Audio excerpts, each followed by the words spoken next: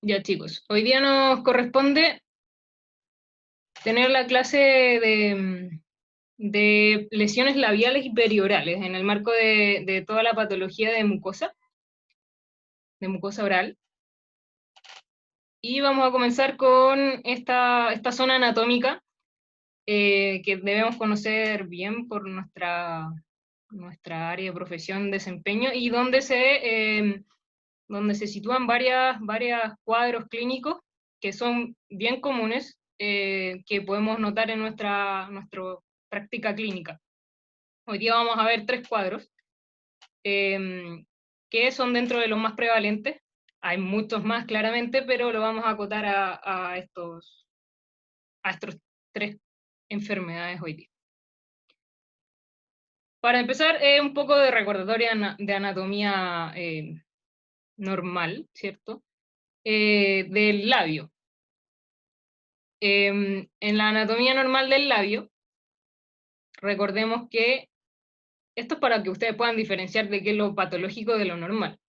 Tenemos cierto labio superior y labio inferior, donde siempre debemos fijarnos que haya un límite claro en el bermellón labial entre lo que es el tejido mucoso y el tejido cutáneo. Eso es algo muy importante que siempre tienen que notar, que yo pueda definir dónde termina un tejido y comienza el otro. Vamos a ver que en algunos cuadros ese límite se pierde, ¿ya? Que va a ser algo característico de uno de los cuadros que vamos a ver hoy. Otras zonas que tenemos que ir considerando también son las comisuras, bueno, que acá, como bien explican aquí, lo normal, que aunque puede variar en algunas personas, es que tenga una leve inclinación hacia arriba, ¿ya? Bueno, también tenemos otras estructuras como el arco de Cupido, el filtrum labial, y tiene que haber obviamente simetría entre el labio superior y el inferior, que se presenta esta proporción áurea, ¿cierto? Que está presente en varias estructuras anatómicas de nuestro cuerpo, en la naturaleza y en varios objetos también naturales, que es esta proporción de 1 es a 1,618, que probablemente después lo verán en otras asignaturas que tienen relación con la estética dental. Pero bueno, no es necesario medirlo, obviamente, pero uno ve armonía, ¿cierto? Simetría. No solo entre el labio superior y el labio inferior, sino que también entre el lado derecho y el labio izquierdo. Y bueno, coloración homogénea, y nada que resalte y que uno diga que hay algo anormal. Bien, eso es como lo normal en la zona labial y también perioral. Alrededor vemos que la piel tampoco hay cambios de coloración, ni no sé, fisuras o grietas o zonas inflamadas, etc. Pero esa era bien una foto como bien de estética, como de comercial, de hecho.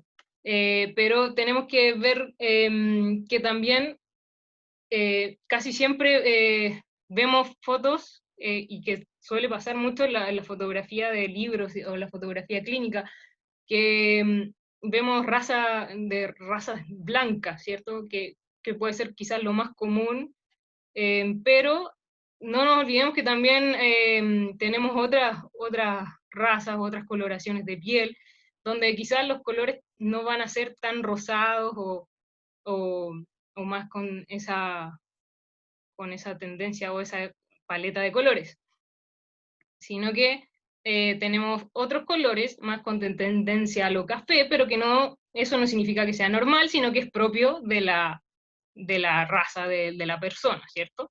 Entonces, de hecho, alguna vez leía algún artículo de médicos que se quejaban que los libros están siempre dedicados a las razas blancas, que describen la normalidad en la raza blanca, pero nunca describen la normalidad en los pacientes de raza negra o mestiza.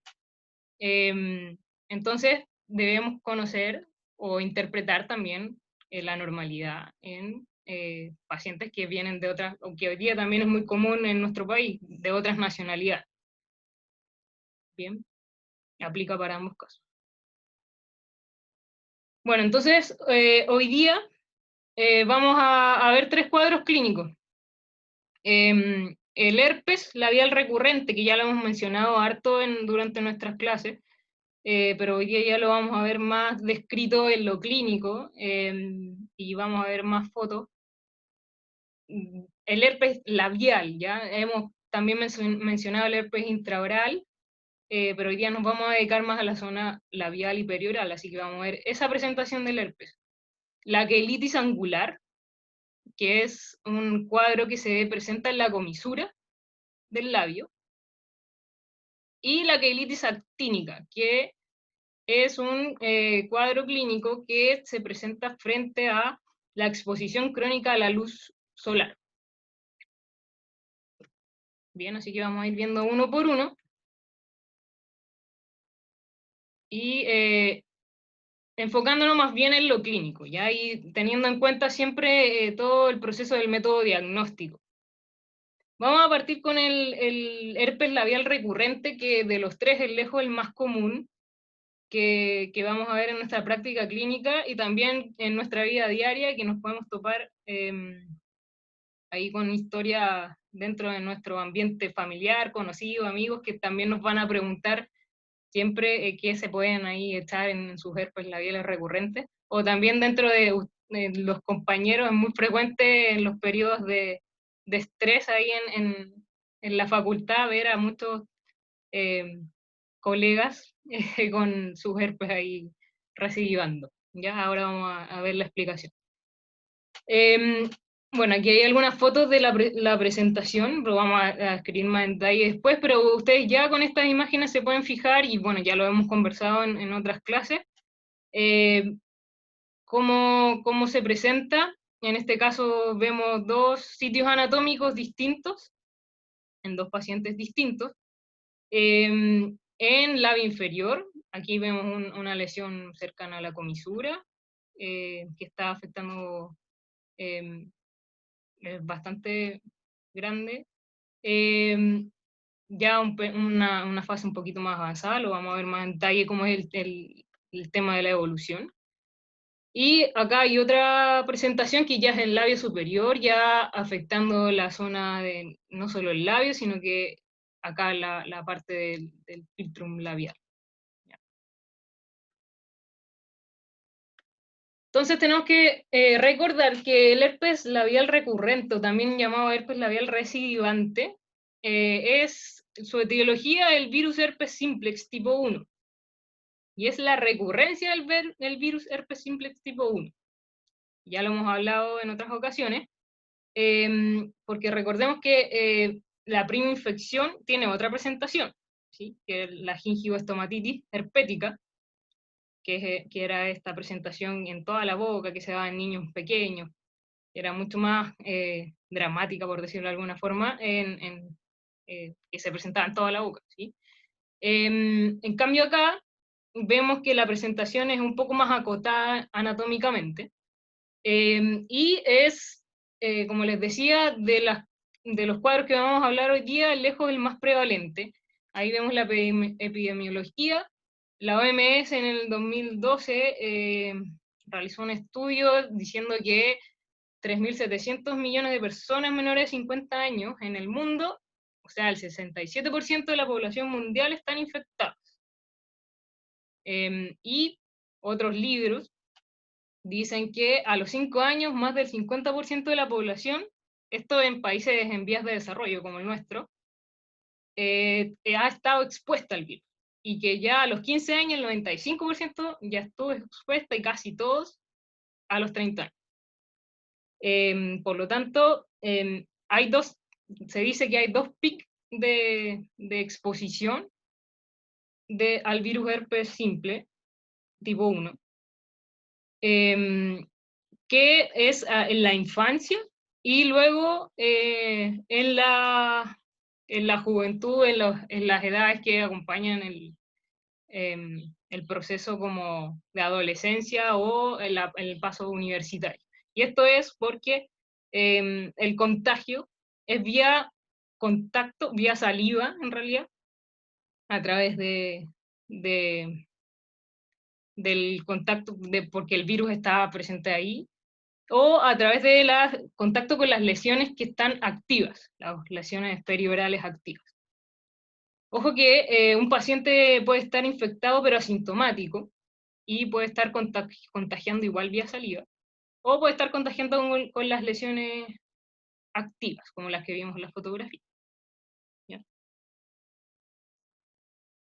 Y bueno, aquí está la patogénesis o la fisiopatología del virus herpes, ya su recurrencia. Lo que pasa acá, bueno, aquí están, en esta imagen de acá, está mostrando la primoinfección, que lo que pasa es que, bueno, el primer contagio, el virus entra al cuerpo, ¿cierto? Infecta las células de la epidermis en este caso, y viaja a través de la neurona sensitiva del trigémino, ¿sí? Y se va al ganglio trigeminal, el ganglio de Gasser, ¿sí? Ese es el lugar más frecuente donde el virus va a alojarse. El paciente puede ser la mayoría de las veces asintomático en la primoinfección, y no hace el cuadro clínico, y el virus queda aquí, que aquí lo muestran como estos circulitos ahí azules con verde. Esto de acá que muestran aquí como un corte histológico sería el ganglio sensitivo del trigémino. Que aquí les puse esta foto para que se acuerden dónde está el ganglio de Gasser aquí.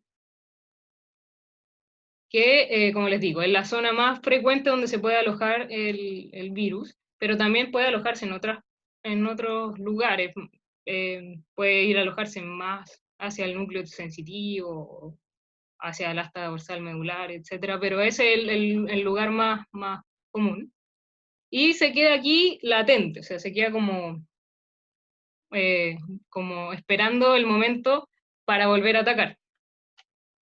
Y aquí puede pasar mucho tiempo para que vuelva a recurrir, ¿sí? A volver a salir de nuevo por la neurona sensitiva, aferente, pero ahora en una vía de vuelta, ¿cierto? Entró por acá y ahora va a salir hacia allá a hacer la recurrencia y las manifestaciones clínicas que vimos en las fotos, las vesículas, y dependiendo por qué rama del trigémino se va, es donde vamos a tener la presentación anatómica, ¿cierto?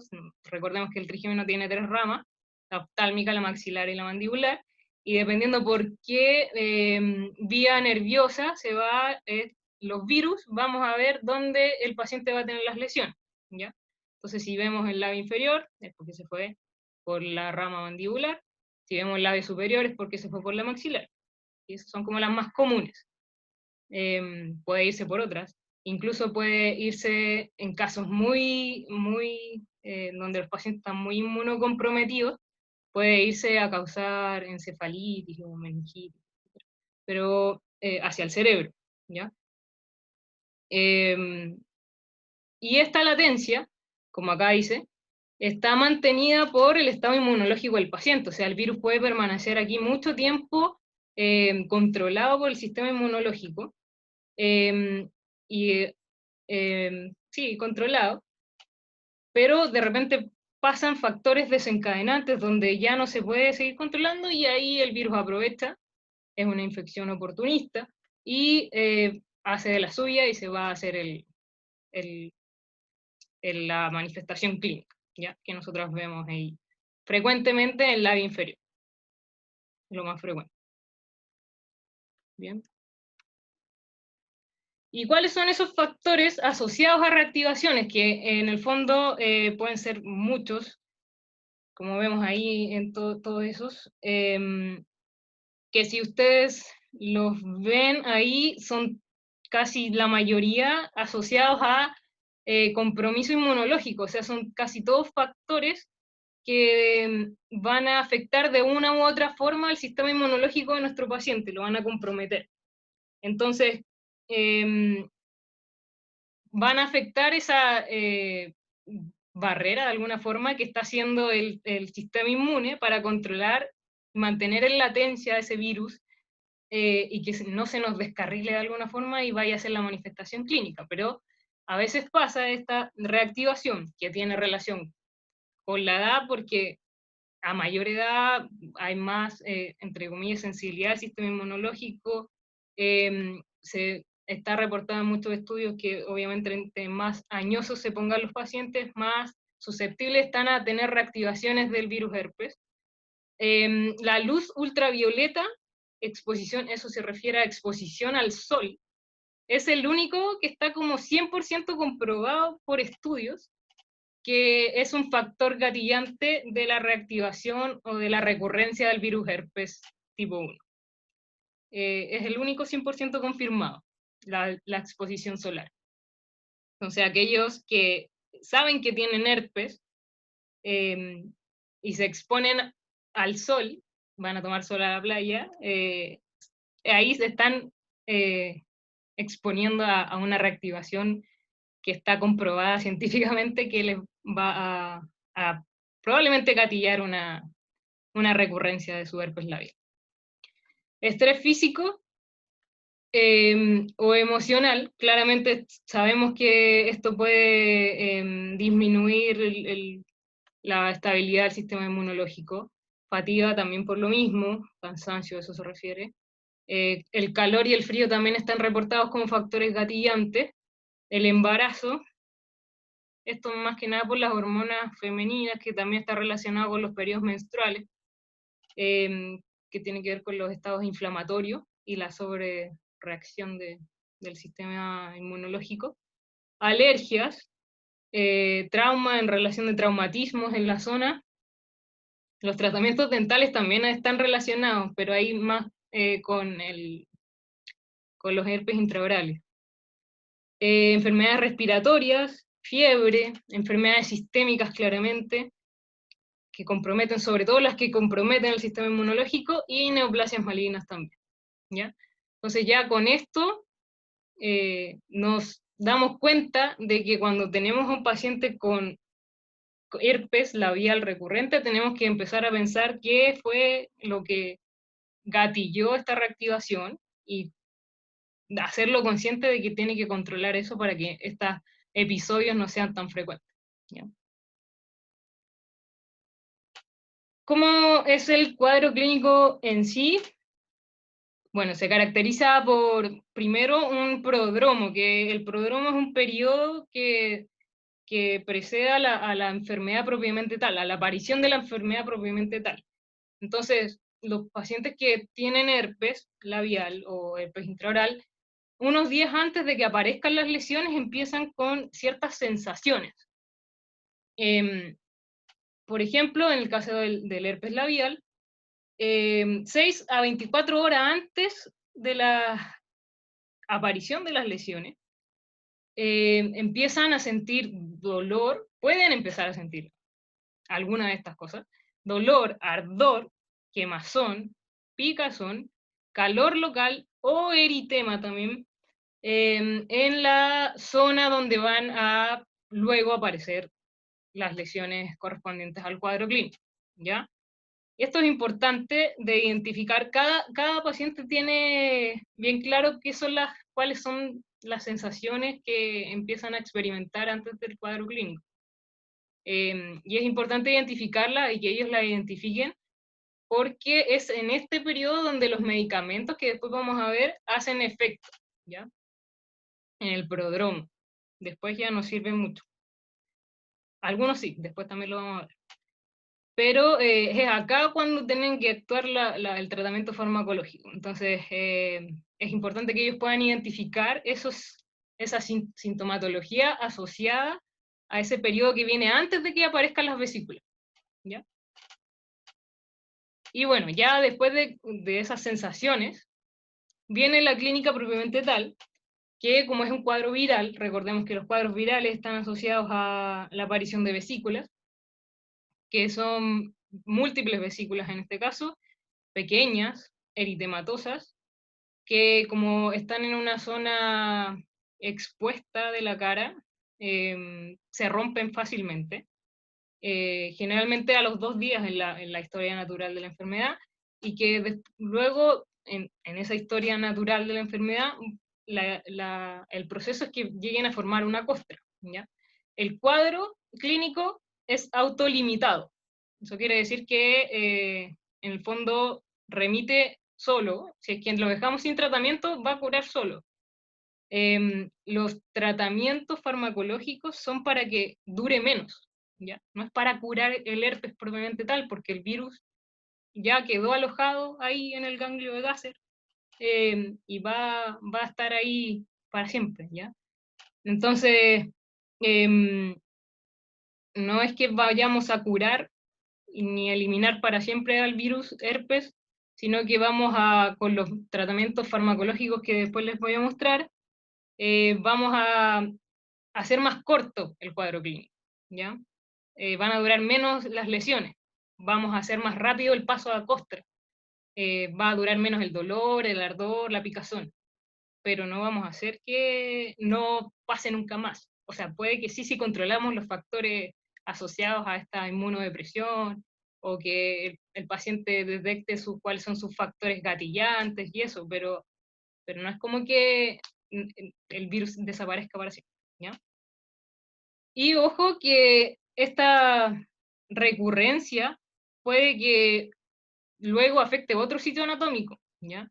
Puede que el virus, no sea siempre, si una vez me salió en el labio inferior, puede que la próxima vez me salga intraoral, ¿ya? No es como que siempre me voy a salir, en el mismo exacto lugar. Entonces, considerando todas estas cosas que hemos hablado hasta ahora, tenemos que, durante la entrevista con el paciente, durante la anamnesis, preguntarle, sobre su historia de recurrencia, si es que le ha pasado antes o si esta es la primera vez que tiene recurrencia, si es que detecta factores desencadenantes, si es que ya tiene claro, que le pasa, no sé, cuando está estresado. Casi siempre los pacientes relatan que es frente a estrés. O hay pacientes que relatan que sí, que cuando se ponen a tomar sol les sale. O cuando comen algo, o cuando, no sé. Hay pacientes que lo tienen muy claro y hay otros que no. Entonces hay que hacerlos conscientes de que traten de detectar ese factor gatillante.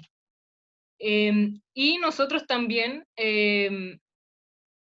ser capaces de analizar si hay algún signo, síntoma, o hay algo en su historia que nos cuenta que nos esté, indicando algo que indique, inmunodepresión, o algún compromiso del sistema inmunológico, que puede ser muy leve, que puede ser moderado, o ya más complejo, que requiera derivación. Pero generalmente son cosas leves como estrés, que uno dice, ya, estamos todos estresados, pero sí, eso igual implica, cierto compromiso leve, del sistema inmunológico, y hay que ponerlo ahí, ponerle atención igual, porque pueden aparecer otras infecciones oportunistas después, u otros cuadros relacionados, ¿ya? Y aquí están las lesiones, clínicas. Como vemos, y como ustedes ya lo aprendieron, la, la característica de las lesiones, de los cuadros virales, son las vesículas, ¿sí? Entonces, en el herpes labial, al principio del cuadro, vamos a observar las vesículas, pero es un periodo súper cortito porque se rompen fácilmente por estar en el labio. Nosotros, comemos y ahí con la comida, se rompen estas vesículas. Y estas vesículas se pueden infectar también, entonces pueden aparecer como esta coloración media amarillenta si es que están infectadas. A veces no, y se ven más transparentes. Y están rodeadas de un halo eritematoso, como se ve acá, como más enrojecido alrededor, y siempre son múltiples y agrupadas. Eso es característico del herpes. Múltiples vesículas pequeñas agrupadas, ¿ya? Que pueden estar en el labio superior, labio inferior, y pueden estar acompañadas a veces de presentación intraoral. Acá vemos, como esta es la foto que vimos antes, que está afectando también, la zona del filtrum, llegando incluso aquí cerca del ala de la nariz. Las vesículas después con el tiempo empiezan a coalescer, a unirse, ¿ya? Como acá vemos que ya como que se pierde la condición de vesícula y empiezan a coalescer, ¿sí?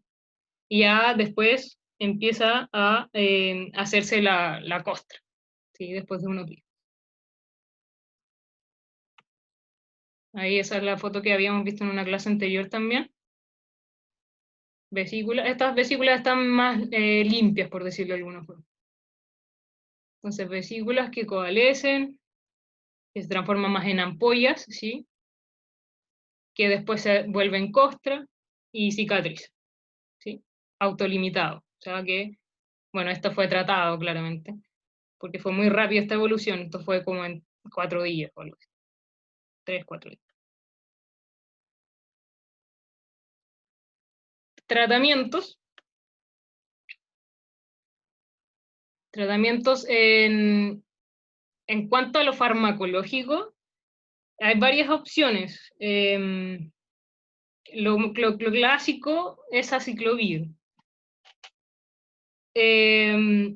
Pero, bueno, aquí les voy a poner todas las presentaciones. En general, los pacientes como que llevan años con herpes y como que se saben tienen sus propios esquemas, y ya se lo saben de memoria.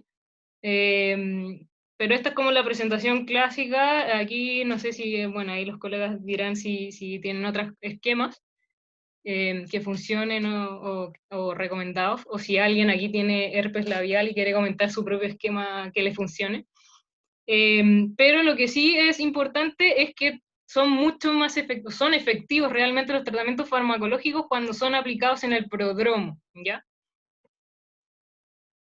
Entonces, es importante que los pacientes identifiquen su prodromo.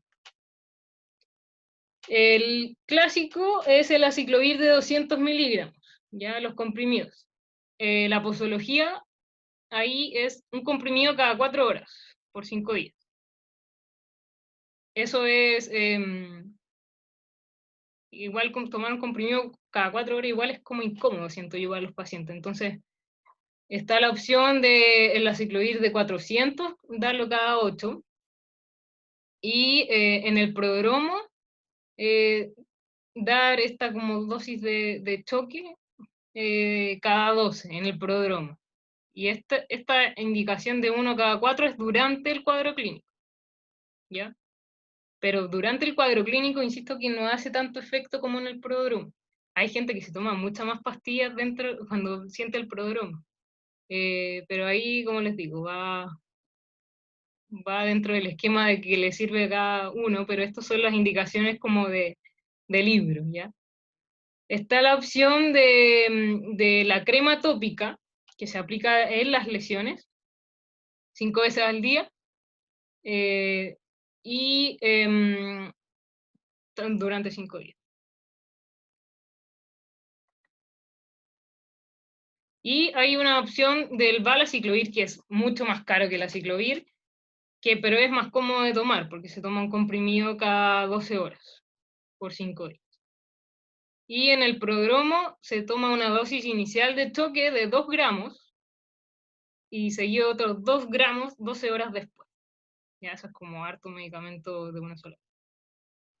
En algunos estudios o algunos libros te recomiendan clorexidina en las lesiones intraorales, o incluso en las lesiones labiales, como poner un poquito con gasa, pero eso arde, creo yo. No sé, yo no tengo herpes, no puedo decir mi experiencia. Pero no sé qué tan cómodo sea aplicar clorexidina en lesiones, sobre todo intraorales, que yo sé que los pacientes relatan que arden demasiado. Y agregar clorexidina a lesiones que arden, a lesiones que son vesículas que se rompen muy rápido, entonces hacen úlceras muy rápido. No sé qué tan recomendado sea en relación al dolor del paciente, ¿ya? Entonces, los libros lo recomiendan, algunos papers también, pero personalmente no sé qué tan bueno sea. Esto es para evitar la sobreinfección en todo. Pero y acá quiero ser como más enfática que el tratamiento, como les digo, es para acortar los tiempos, pero tenemos que recordar que es un cuadro asociado a un compromiso inmunológico, porque esto se reactivó porque el virus dejó de estar dejó de estar en latencia, o sea, el sistema inmunológico ya no lo pudo controlar más. Entonces, aquí hay algo que detectar como factor desencadenante. Entonces, mi paciente tiene algo relacionado con eso, o generalmente lo más común, sobre todo en personas jóvenes, es que hay un estrés relacionado, ya un componente psicosocial. O sea, hay que estar al tanto de eso y hacer consciente al paciente también de eso y tratar de manejarlo con las técnicas que cada uno pueda manejar. Ya sea, no sé, hacer deporte, mindfulness o dormir mejor, que hay, bueno, ahí también hay otro componente. También controlar el estado sistémico general, sobre todo en pacientes que sabemos que tienen enfermedades de base no controladas. Pedir exámenes si es necesario, controlar la alimentación, si es que vemos que puede haber algún déficit nutricional o de vitaminas o de minerales o los pacientes que están alimentándose de mala forma. Sueño, hacer anamnesis de sueño, si están durmiendo bien, las horas correctas, si su sueño es reponedor, y controlar este factor que es el único confirmado 100%, que es la exposición a rayos solares. Entonces, indicar protección solar de rayos UV. Si es en labio, estos bálsamos labiales que tienen protección UV. Y decirle a los pacientes que se fijen si es que realmente el virus se reactiva y le aparecen lesiones cuando pasa más expuesto al, al sol, ¿ya? Entonces, esto sí es importante y no olvidemos manejar esto porque casi siempre nosotros vamos al tratamiento farmacológico y nos olvidamos de controlar todo lo que llevó a desencadenar la lesión, ¿ya? Y aquí les traje unas cosas novedosas que encontré respecto al tratamiento. Acá hay un paper donde compararon aplicación de miel tópica, miel, así como lo escuchan, comparándolo con la crema de aciclovir. Usaron crema de aciclovir al 5%, en el mismo usaron poquitos pacientes, eso sí, eso es como el pero de este estudio. Usaron 16 pacientes con herpes labial y herpes genital. Y en los mismos pacientes, para un ataque para una recurrencia usaron miel tópica y para otra recurrencia dentro del mismo paciente usaron aciclovir y compararon. Aquí está la tablita de cuánto le duró el ataque, cuánto se demoró en hacer costra, cuánto se demoró en cicatrizar, cuánto demoró el dolor. Y eso, porque el otro como que no vale la pena analizar. Pero en todos los parámetros fue mejor la aplicación tópica de miel que la ciclovir. Y no hubo efectos adversos con la miel, pese a lo que uno pudiese pensar en cuanto a alergias o irritación o algo así. Ningún paciente relató efectos adversos asociados. Bueno, ahí el autor en realidad,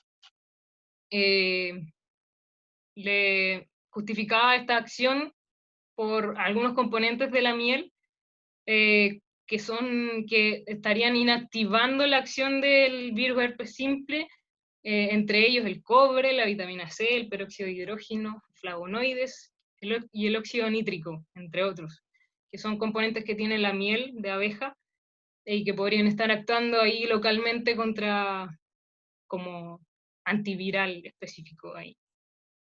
Así que esto es algo novedoso. Y ahí en la misma línea hay otros estudios que han comparado las cremas de propóleo que se mandan a hacer, como No sé si hay algo comercial aquí en Chile así, la verdad, desconozco.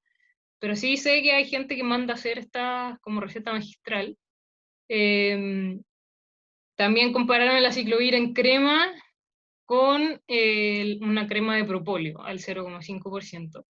Este estudio está mucho mejor hecho en la metodología, usaron 190 pacientes en cada grupo, separaron pacientes con aciclovir crema contra con propóleo. Aquí vieron cuántos días se demoraba los pacientes en hacer la formación de la costra. Entonces, si ustedes ven acá, en el día 4, el verde es el propóleo, el azul es el aciclovir. En el día 4, el 92% de los que usaron propóleo ya tenía costra, contra el 65% del aciclovir. Además, se demoraron un día menos en remitir el dolor, ¿ya? O sea, al día 3 ya no tenían dolor, el aciclovir al día 4, ¿ya? Y tuvieron mejor efectividad en cuanto a las sensaciones de ardor, picor, tensión y edema. O sea, todo mejor con el propóleo. Y esto, la gran novedad de este estudio es que lo usaron en la etapa clínica ya, cuando tenían vesículas, no en el prodromo, que era como la diferencia con otros estudios. Estos son estudios nuevos, el año 2018. Y bueno, este es el mismo estudio que preguntaron la opinión de los odontólogos que estaban evaluando.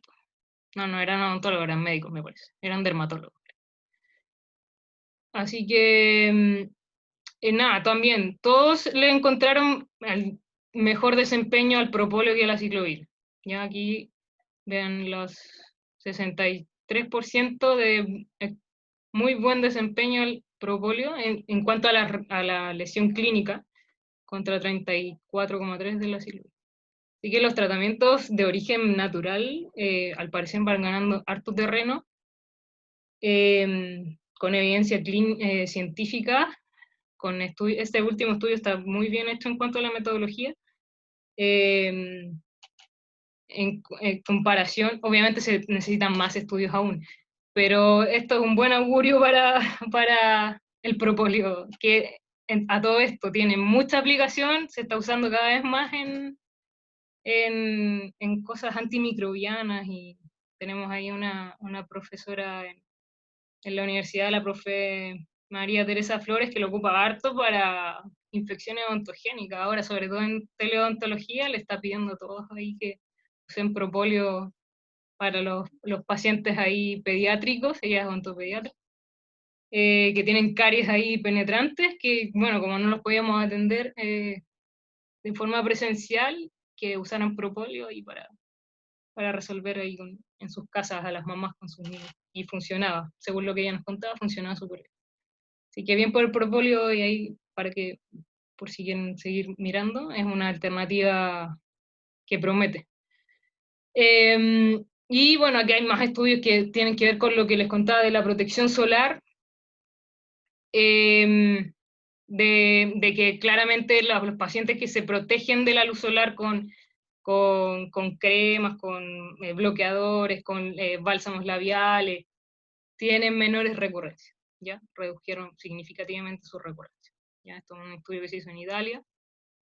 Y acá hay otra cosa interesante, esto es lo último que les cuento antes que hagamos una pausa, que la vitamina D, que me imagino que la han escuchado, está como bien de moda últimamente, compararon, la vitamina D tiene relación con la exposición solar, ¿cierto? Y también con la alimentación, pero sobre todo con la exposición solar, que ahora que hemos estado encerrados tanto tiempo, les apuesto lo que quieran, que si les hago un examen de vitamina D, todos saldrían bajos. Y un componente muy importante, porque ha sido demostrado que tiene un rol fundamental en el sistema inmunológico, en controlar, es muy importante en controlar cuadros, por ejemplo, de depresión, de dolor crónico, y bueno, aquí lo relacionaron con pacientes con herpes labial recurrente. Y tomaron dos grupos de 50 personas cada uno aproximadamente, y midieron los niveles de vitamina D. Y aquí vemos el grupo control, es el que no tenía herpes, y el grupo, aquí le pusieron pacientes, pero el grupo ahí caso sería el con herpes. Y se dieron cuenta de que los pacientes que tenían herpes labial recurrente tenían niveles de vitamina D menores, con, aquí sale, 23,8 en promedio contra 42 de los que estaban sanos, ¿sí?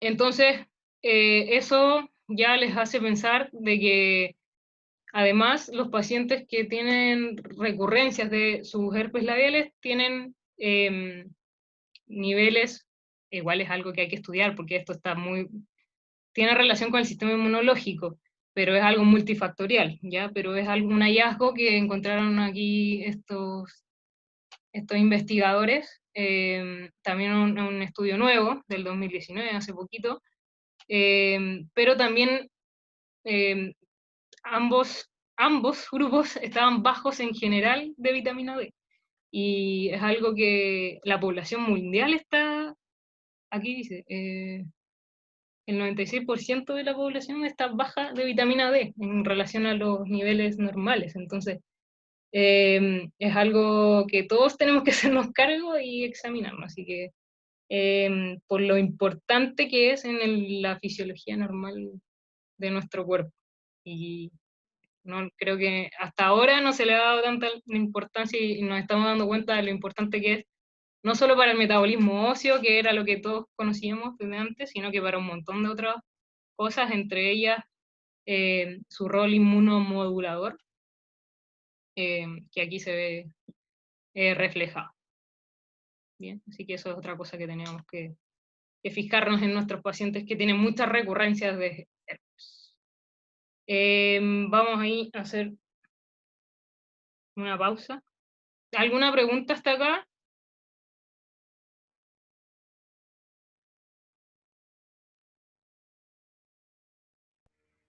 Todo claro. ¿Todo claro? Súper. Entonces vamos a pausar unos 15 minutos para continuar con el resto de la clase. Son, según mi teléfono, las 14:41. A las... Estoy mal con la matemática. A las... Ahí, lo voy a poner 14:55. 14:55. Eso mismo. Muy bien. 14:55.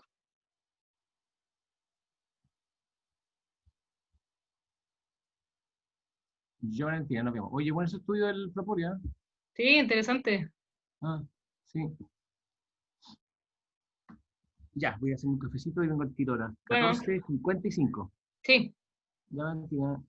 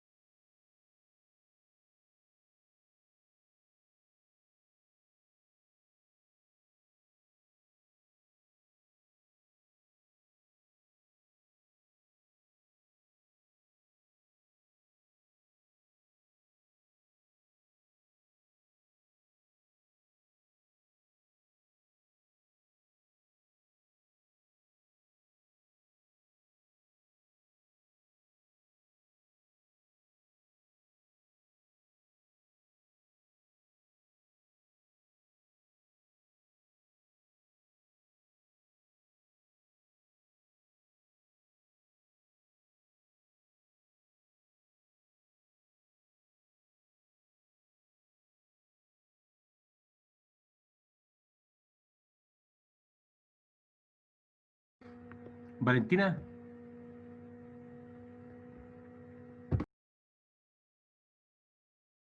Sí, aquí estoy. Valentina, Sí, dame un segundito, mira, yo estoy, bueno, estamos todos en nuestras casas. Es que, ¿sabes qué pasa? Que a veces quedan unos tipos robando acá, vengo en 10 minutos. ya, ya, sí. Ya, ya, un par de balazos. Ya, voy y vuelvo. Bueno. Ya.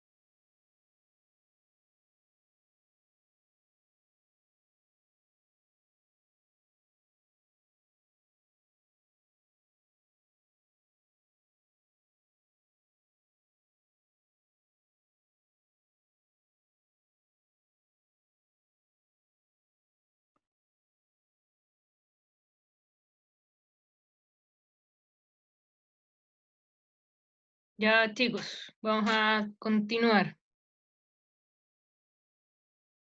¿No hay ninguna pregunta entonces de lo que llevamos hasta ahora para seguir? Ya, continuamos. Profe, Dígame. todos los fármacos que nos dijo que se podía usar, entonces se pueden usar tanto en la fase clínica como en la podroma, pero es más conveniente en el podromo, ¿cierto? Exacto, sí. Usted puede usarlo cuando quiera en el fondo, pero va a ser mucho más efecto cuando lo use en el prodromo. Ah, ya, gracias. De nada. Bien. Vamos a seguir con este otro cuadro clínico que también es bien común y que podemos verlo sobre todo en pacientes ya de adultos mayores. Que los pacientes tienden a decirle coloquialmente boqueras, que ese término ustedes pueden haberlo o escuchado mucho más frecuentemente que ilitis angular. Entonces vamos a ver de qué se trata esto y por qué se causa y qué podemos hacer ahí al respecto.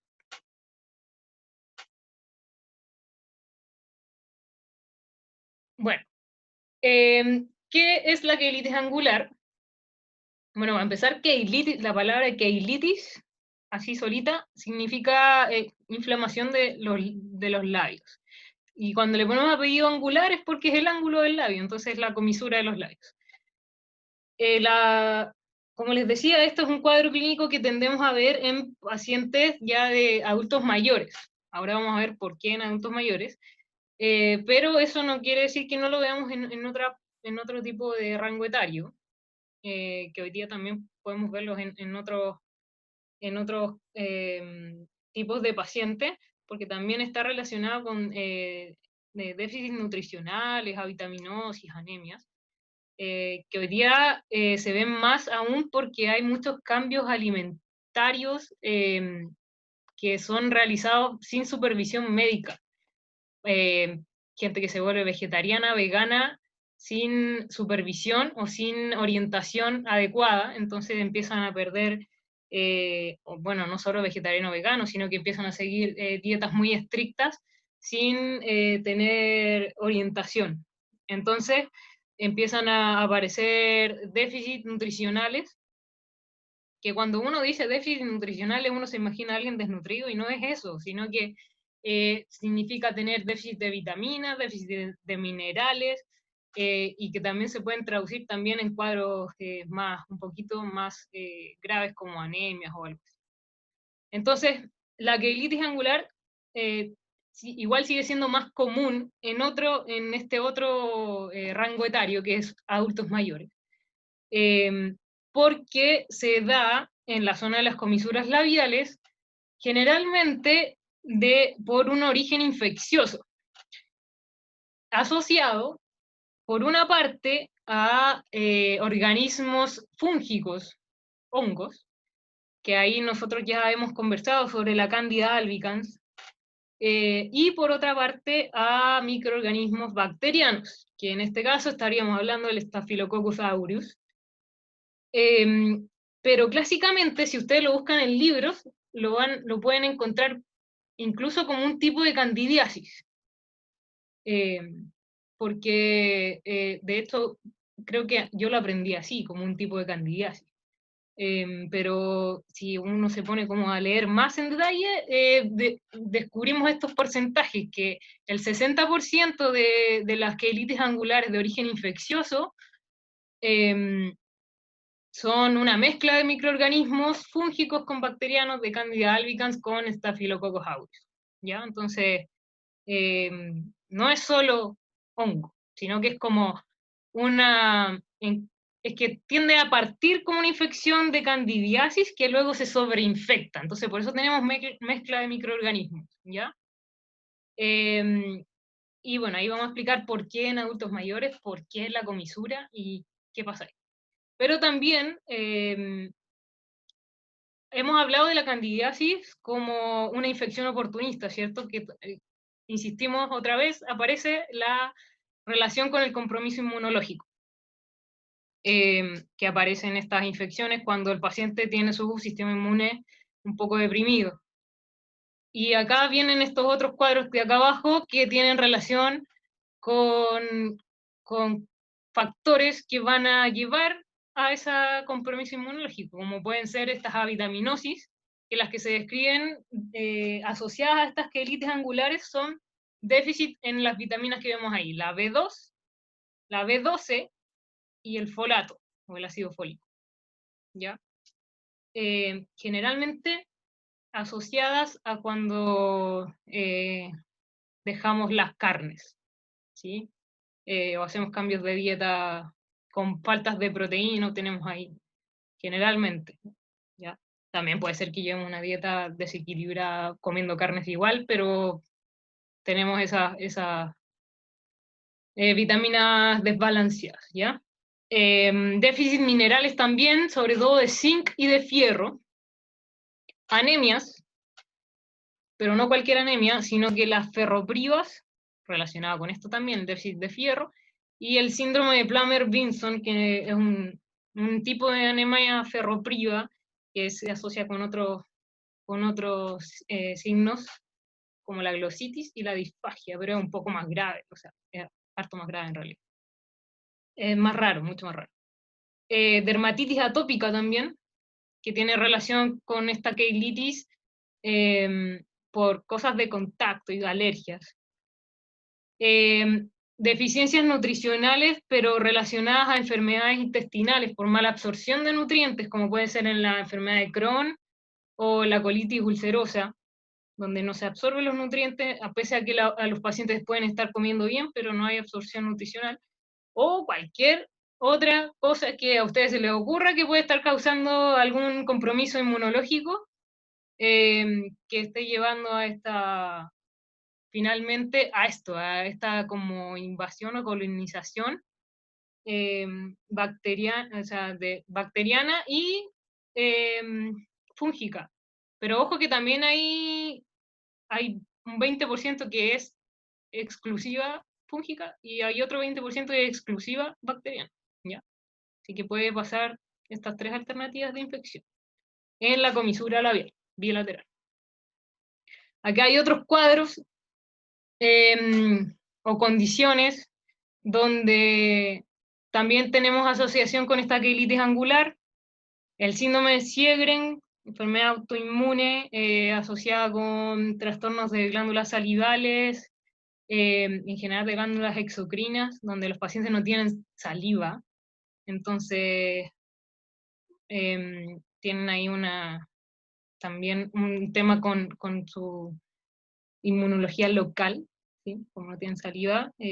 Recordemos que la saliva tiene un componente contra las bacterias y un poco, entre comillas, de defensa contra cualquier microorganismo que podamos tener ahí en la zona, entonces se ve afectado por eso, y también como no tienen saliva, se causa un factor local de irritación cuando abren la boca, entonces la comisura se empieza como a desgarrar un poquito. Enfermedades como ya lo vimos, el Crohn, la colitis ulcerosa, pacientes irradiados que también llevan a causar hipocialia por el tema de las glándulas salivales, que lo conversó el doctor Fuentes en alguna de sus clases, pacientes diabéticos que también tienen temas con su sistema inmunológico, cualquier condición o enfermedad que cause serostomía o hipocialia, malos hábitos como la succión digital, chuparse el dedo, tabaquismo, y pasarse la lengua muchas veces por las comisuras. Este es otro importante, uso de prótesis removibles, porque está asociado con la presencia, sobre todo de pacientes que no saben higienizar o que no hacen una correcta limpieza de sus prótesis, porque están más susceptibles a la presencia de cándida albicans. Y la pérdida de la dimensión vertical oclusal, que es, bueno, vamos a ver foto, ¿qué es esto? Cuando nosotros tenemos, creo que igual el doctor Fuentes se lo había explicado alguna vez, cuando nosotros perdemos nuestros dientes, se han fijado que como que las personas desdentadas, las comisuras, hablamos de lo normal, que era tener las comisuras apuntando como hacia arriba, pero cuando nosotros perdemos los dientes, perdemos altura desde aquí, desde la base de la nariz hasta el mentón, esa altura se pierde porque ya no tenemos dientes. Entonces, las comisuras ya dejan de estar apuntando hacia arriba, sino que empiezan a apuntar hacia abajo, y aquí se genera una especie de, como de pliegue, ¿cierto? Y en ese pliegue, acá, es donde se empieza a juntar saliva, se crea un ambiente húmedo, y como cambia la ecología de la zona, cambia los microorganismos que hay ahí. Entonces es una zona especial para que se empiece a desarrollar la cándida. Hay un ambiente favorito para que vaya ahí y colonice en la zona, acompañada del Staphylococcus aureus, y empiezan a generar ahí un cuadro infeccioso, ¿ya? Entonces aquí está el cambio entre una paciente rehabilitada con prótesis y una paciente sin, es la misma paciente, sin prótesis. Entonces aquí vean cómo cambia la zona de la comisura. Entonces, por eso los pacientes adultos mayores son como factor de riesgo para la queritis angular. No es por la edad propiamente tal, sino que porque la edad está asociada a ser desdentado y a usar prótesis, y eso a su vez está asociado a que la zona de la comisura esté como un ambiente propicio para el desarrollo de cándida y para en el estafilococo también, ¿ya? Estoy de Entonces vuelta, aquí, doctora. hola, Doc, ¿cómo le fue? ¿Está bien? Estoy muerto. No, todo bien. Qué bueno. Gracias. Entonces esto es el tema con la dimensión vertical. Entonces esta distancia, desde aquí, desde la base de la nariz hasta el mentón, esto lo van a ver después en rehabilitación, oclusión, prótesis removible. Se llama dimensión vertical oclusiva, DVO. Entonces cuando se pierde la DVO, se genera esta zona aquí, que es factor de riesgo para la quelitis angular. Bien, entonces se generan estas lesiones, que son grietas, fisuras, eritematosas, también como atrofia de la zona de la comisura, que después, que claramente puede partir como, por eso la gente le dice como la boquera, que es como una herida, ¿cierto? Una úlcera, que bueno, con el tiempo se empieza a hacer una costra, ¿sí? Eso es como la historia natural. Pero duele mucho, y como todo el mundo tiene que abrir la boca para hablar, para comer y eso, esto cuesta mucho que cicatrice. Y además se puede sobreinfectar, y eso genera más complicación aún. Entonces, en los pacientes tenemos que analizar varias cosas, como les digo, la presencia de candidiasis, que puede, lo más frecuente es que no esté solo acá, sino que también examinamos la parte intraoral y también encontramos candidiasis intraoral, que si los pacientes usan prótesis, sacamos la prótesis y vemos que bajo la prótesis también hay lesiones asociadas a cándida. Entonces tenemos que relacionar esas cosas también.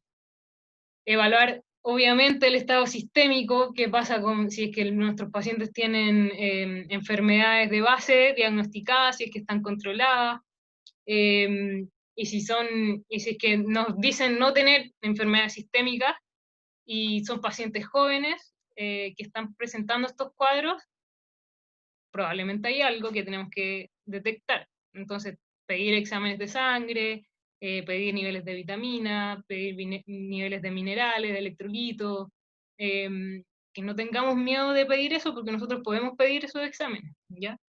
Y si es necesario derivar, derivamos, porque quizás nuestros pacientes tengan que tomar suplementos y están en algún nivel de déficit nutricional y no se hayan dado cuenta, ¿ya? Entonces, preguntar por cosas que nos puedan orientar respecto a su estado inmunológico, por cansancio, por sueño, por si están con ganas de acostarse todo el día, o por cosas que nos orienten quizás a que puedan tener anemia, si son pacientes jóvenes, por si cambiaron de estilo de alimentación últimamente, etcétera, ¿ya? que tiene que ver con el estado inmunológico.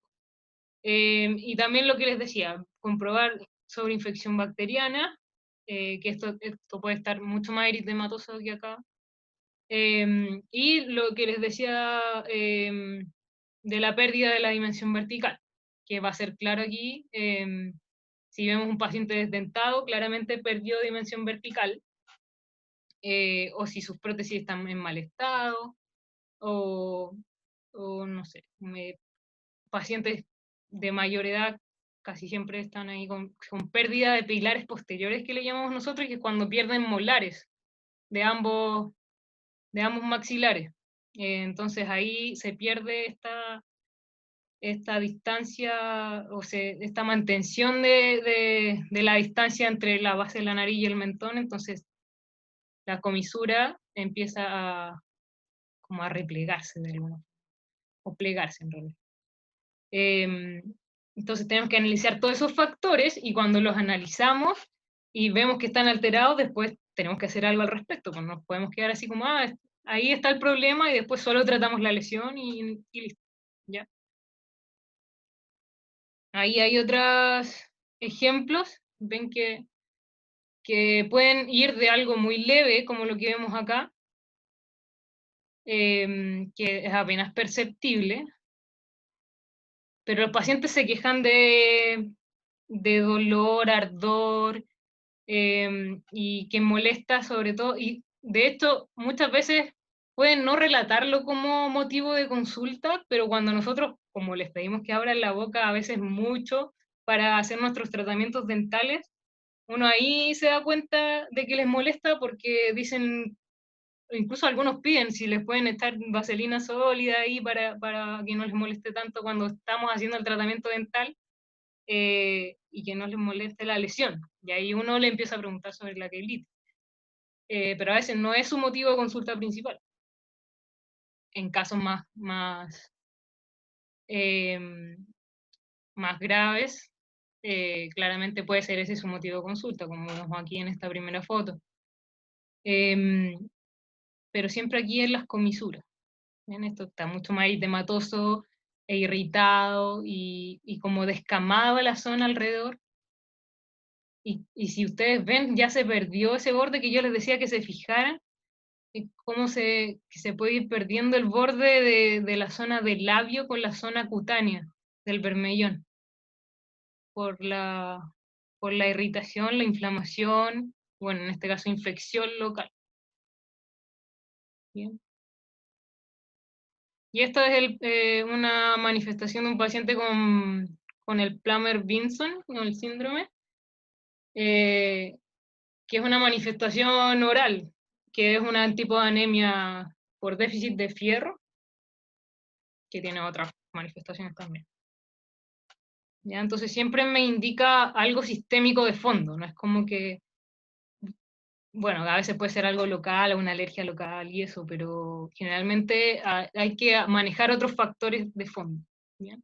Entonces, el manejo, lo primero es que tenemos que evaluar todo lo que ya conversamos, que tenga relación con estado inmunológico, porque estas son infecciones oportunistas, que tenga relación con su estado sistémico, con su estado inmunológico, preguntar sobre nutrición, sobre lo mismo que vimos con el herpes recibido anteoral.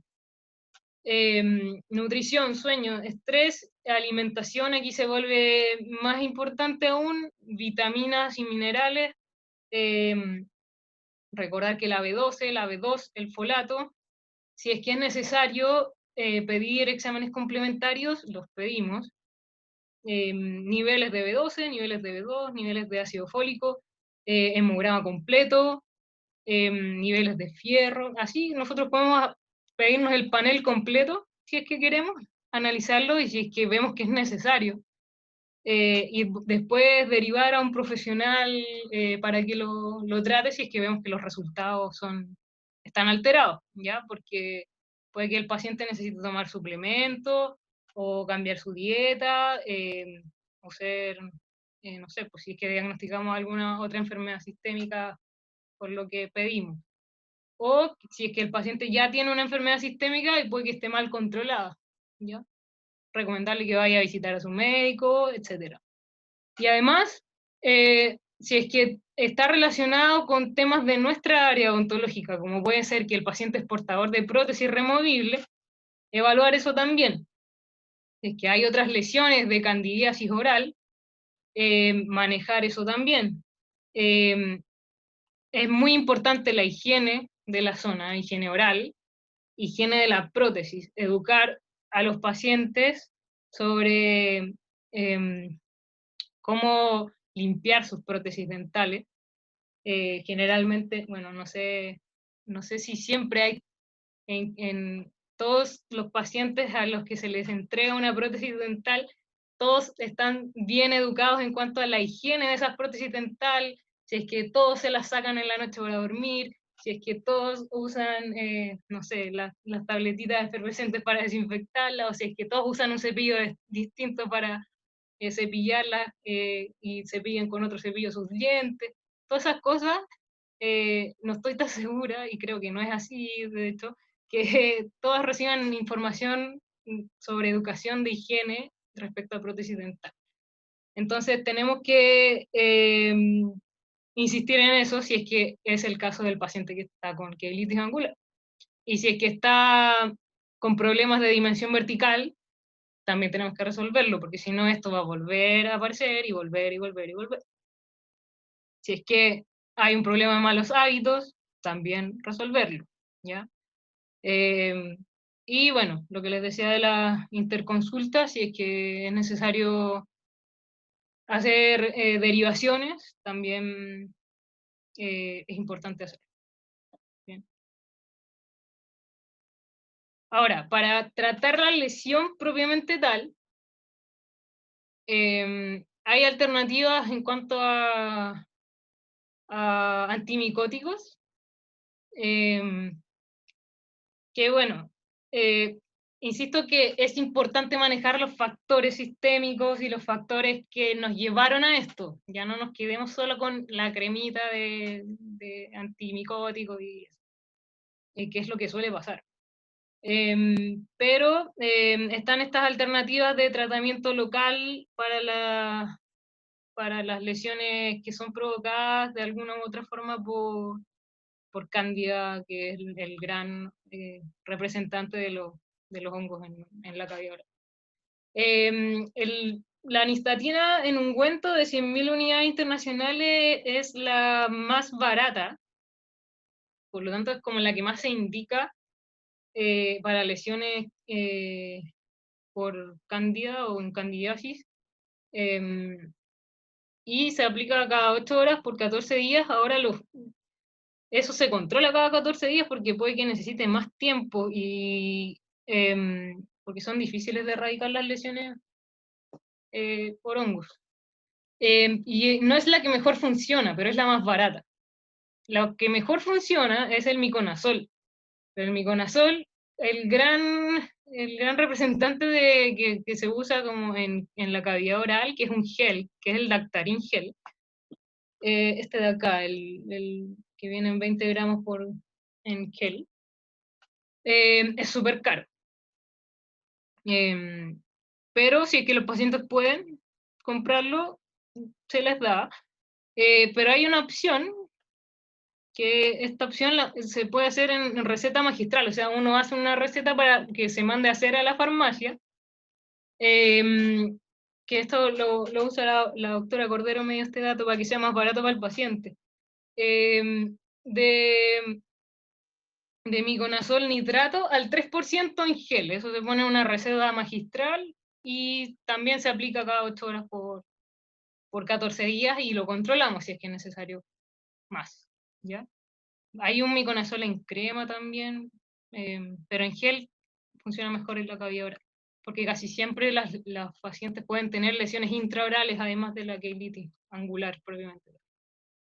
¿Ya? Sobre todo en pacientes que son portadores de prótesis. Eso con la queilitis angular. ¿Dudas sobre eso?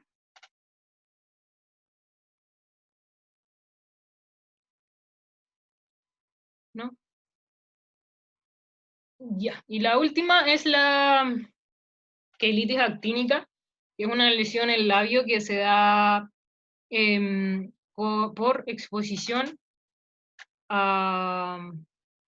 perdón, ahí hicieron una pregunta. Que es una receta magistral.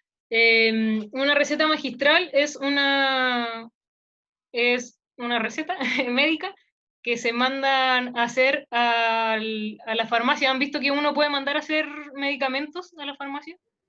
Uno, uno puede pedir un medicamento que te lo vendan en la cajita que ya está hecho, o puede mandar a hacer un medicamento. Una crema, un gel, una cápsula, como darle los ingredientes al químico. Claro, uno manda las concentraciones. Entonces uno pone arriba en su receta médica y pone ahí, en este caso, miconazol, nitrato al 3% en gel. Cantidad suficiente para, y pone de cuánto tamaño quiere. Eso. ¿Ya? Y se puede mandar a hacer en cualquier farmacia, claro.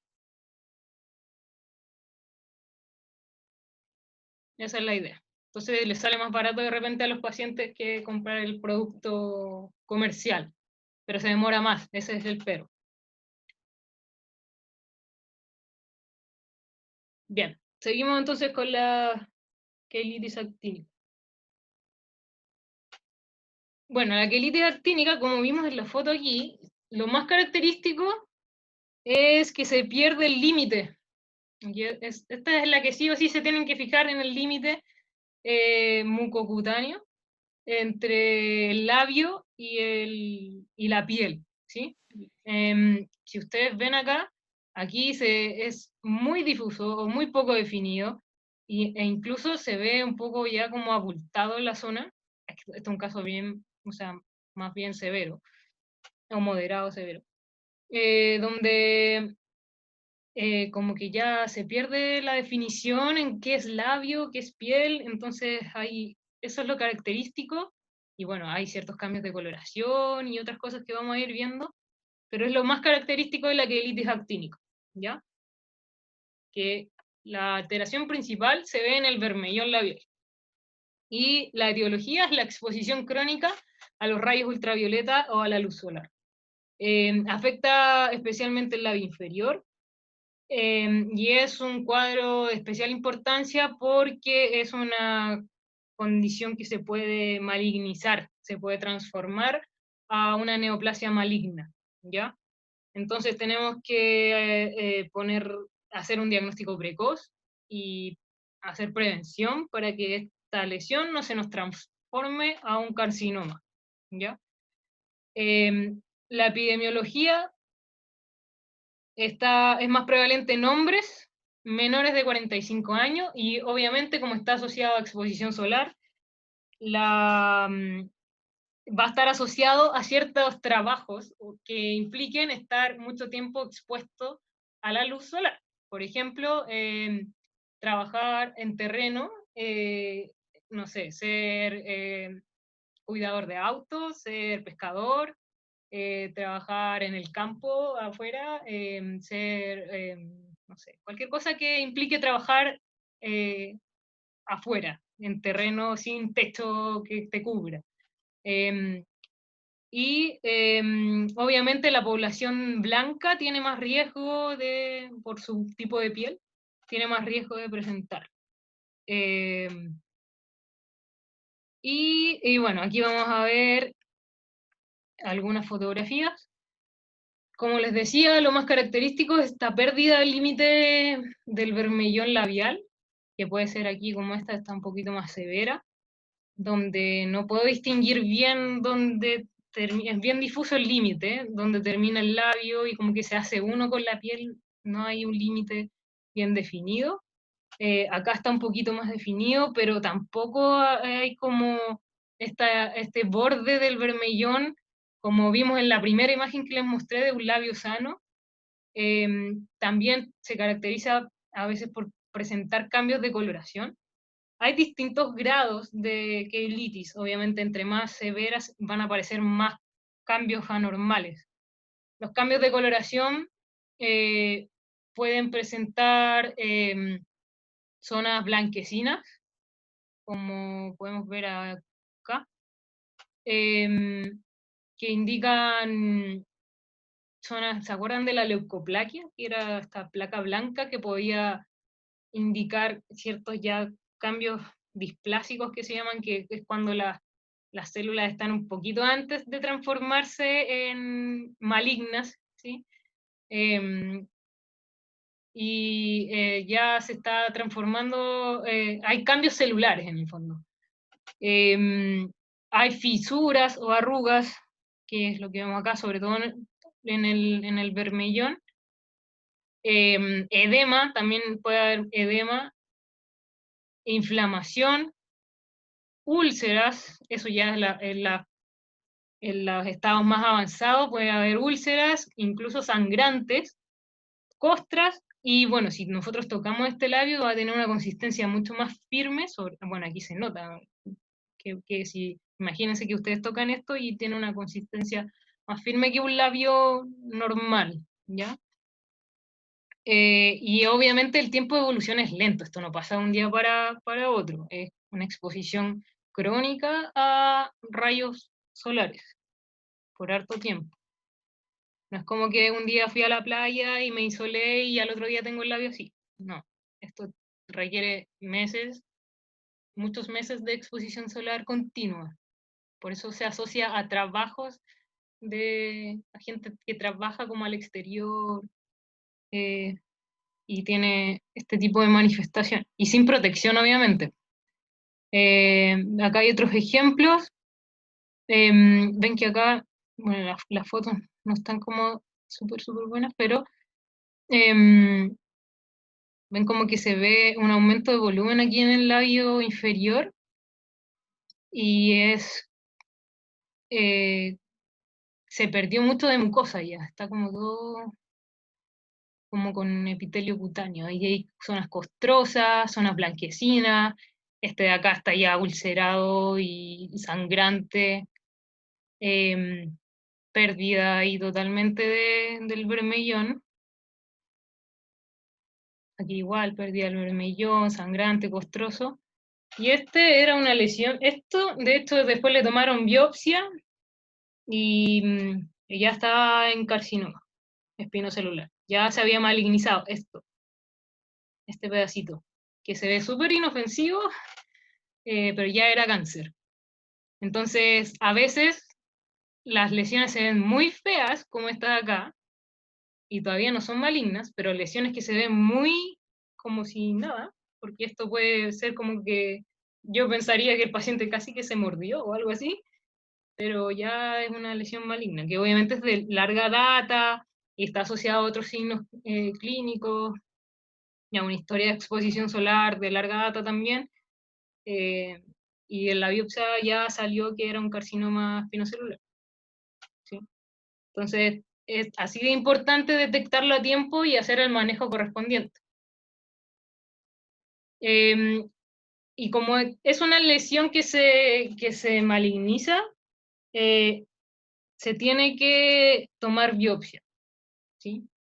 Biopsia y análisis histopatológico, no voy a entrar en detalle en esto porque esto lo van a ver después en cursos superiores, la parte histopatológica y eso, pero es solo para que tengan claro que esto se tiene que mirar al microscopio y se tiene que hacer en análisis para ver si es que hay alguna célula con ya signos de displasia, que es la que ya te puede indicar si es que hay algo premaligno o si es que ya hay cáncer en algunas partes, etc.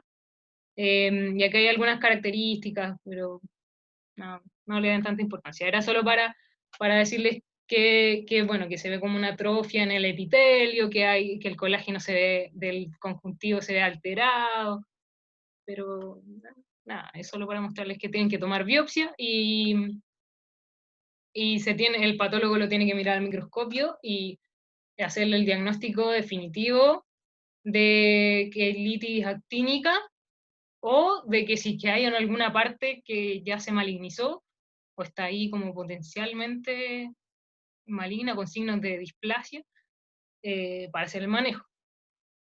Y este es el manejo. Obviamente la mayoría de este daño es irreversible, no podemos hacer nada para que ese vermellón labial vuelva a estar tan bonito como era en un inicio. Pero sí tenemos que intervenir en el fondo para que esto no siga progresando. Y que si vemos que la lesión todavía no está tan mal y todavía no se maligniza, tenemos que evitar que se malignice. Entonces, indicar e insistir al paciente lo importante que es que use protección solar, sobre todo si trabaja expuesto al sol, que usar gorro, que usar protección solar en los labios, y obviamente indicar la biopsia, como les dije, de las lesiones que se ven muy sospechosas para hacer el manejo correspondiente. Y el manejo correspondiente puede incluir cirugía, a veces se hacen cirugías de los vermellones labiales, se hacen cortes de la zona, hay terapias con láser, hay criocirugía, y hay estas cremas tópicas, que la verdad yo no tengo experiencia con eso, no sé si alguno de los colegas tiene, que esto es un antineoplásico, el 5-fluoracilo tópico, al 5%, y el imiquimod tópico, que es para las verrugas, eso se indica, pero yo jamás lo he usado y no he visto tampoco no sé si en la U el servicio de patología lo ocupa. Pero generalmente lo que yo he visto es cirugía y láser. Las cremas no sé, la verdad. No está el doctor Fuentes, que yo pensé también que iba a estar, pero no está para que nos diga si es que usan las cremas y cómo funcionan y eso. Pero ahí le quedamos con la consulta para ver que nos diga si es que lo usan en el servicio en la universidad. Pero sí es importante de la biopsia y que si hay signos de displasia o no hay signos de displasia o cosas como que potencialmente malignas, se hace el control cada cierta cantidad de meses para estar observando de cerca la situación y que no se llegue a malignizar. Bien, entonces, para resumir todo y para terminar, solamente recalcar de que todo esto, como ustedes ven, siempre va transversal el método diagnóstico, que nosotros siempre nos enfrentamos a un montón de signos y síntomas, y bueno, ustedes ahora están viendo fotos clínicas, pero en la vida real nosotros vemos pacientes, bocas, dientes, lenguas, labios, que tenemos que llegar a un análisis, pero también nos encontramos con historias y relatos de sus antecedentes sistémicos, que también tenemos que analizarlos y llegar así a un diagnóstico, que no nos olvidemos de esa parte, que no nos quedemos solo con lo que vemos, sino que también tenemos que sumarle lo que escuchamos de nuestros pacientes. Y bueno, el tratamiento, con todo esto, cuando nosotros llegamos a hipótesis diagnósticas, sumando los exámenes complementarios que tengamos, hoy día, si se dieron cuenta, la mayoría o los 3 cuadros clínicos, el diagnóstico es clínico, porque, bueno, quizás la quelitis actínica podría necesitar biopsia como para confirmar si es que, pero los otros 3, o sea, los otros, en general los 3, se pueden diagnosticar sin exámenes complementarios. Los exámenes son como para hacer un diagnóstico bien completo. Pero uno llega a un tratamiento que en general, lo convencional que uno ve es que el tratamiento está como dirigido en la medicina convencional al síntoma y al signo y a la lesión. Pero en mi mensaje es que no solo se queden en eso y que seamos profesionales que van más allá de eso y que vayan a buscar el factor causal de que está haciendo que se manifieste en ese signo. ¿Por qué apareció ese herpes labial? ¿Por qué mi paciente está con una queilitis angular? Sí, yo le puedo dar el antimicótico, le puedo dar el aciclovir, incluso le puedo dar el propóleo, ser súper innovador, pero ¿y por qué? ¿Por qué mi paciente está con esas cosas? Tengo que ir a buscar las razones de por qué el paciente está manifestando estas lesiones, e ir ahí a sanar, ¿sí? Porque si no, mi paciente va a seguir y seguir y seguir manifestando cosas, sobre todo si son cuadros relacionados a compromisos inmunológicos, que son la mayoría de los cuadros. Entonces, vamos a buscar factores causales, además de tratar la sintomatología y la lesión propiamente tal. No nos quedemos solo con eso y manejemos el cuadro completo, hagamos tratamientos integrales, y en todas las enfermedades, esto aplica desde la caries hasta estas cosas que vemos ahora en mucosa. Porque si tratamos los factores causales, también estamos tratando la lesión propiamente tal. Entonces, si estamos hablando de herpes recurrente y quelitis angular, tenemos que tratar la inmunodepresión. Y si estamos hablando de quelitis actínica, tenemos que preocuparnos de la exposición a rayos ultravioleta. Porque si no, no sacamos nada. Sería un parche, a cada rato poner un parche y nuestros pacientes van a seguir y seguir y seguir con lesiones eternamente. Y no estamos haciendo nada significativo por ellos, ¿ya? Así que no se queden solo con el tratamiento como paliativo de alguna forma, como tratamiento parche de las cosas. Vayan a buscar causas y analicen, y eso está en la anamnesis más que nada, ¿ya? No se olviden de eso, y generalmente nuestra práctica clínica, después con los años uno pierde la anamnesis porque uno se mete mucho en lo clínico, nada, denle tiempo a la entrevista con el paciente, escuchen, y ahí hay muchas más soluciones de lo que uno cree. Así que, eso, chicos. No sé si tienen dudas, preguntas, ahí hay las referencias, libros, papers, si necesitan algo más de información me lo piden. Puedo entregarles todas las cosas, las tengo en PDF si es que las necesitan.